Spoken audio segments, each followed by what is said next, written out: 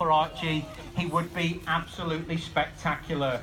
But I can't control the wind, I'm afraid, folks. It does what it wants to do. And on the really good days, look at Archie now, his beak's open and he's huffing and puffing, thinking, this is dreadful, who would want to work here? But on the good days, I've seen this eagle go so high into a clear blue sky, you cannot see him anymore. You're talking thousands of feet up in the heavens, because he'll get on a thermal, like I mentioned earlier when flying Bruce. And the reason birds often get on thermals, because the higher they go, the cooler they get.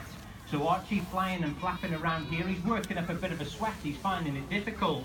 So when he gets on that thermal, 8,000 or 10,000 feet up into the heavens, and it's much, much cooler for him. And people often think, well, that's it, you're never going to see that bald eagle again. But Archie loves Warwick Castle. He's been flying here for 17 years, so he does know this place really, really well. So although we may have gone completely off eyesight and a few miles away, he always turns up because he knows this is where he gets his daily amount of food.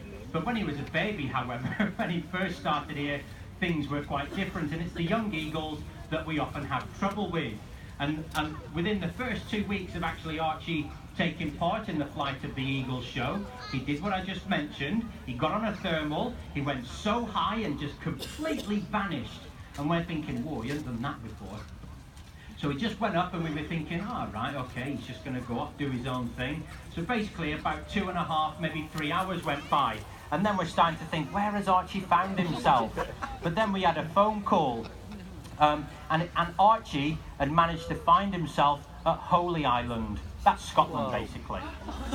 So in 2 3/4 hours, Archie had got to Scotland.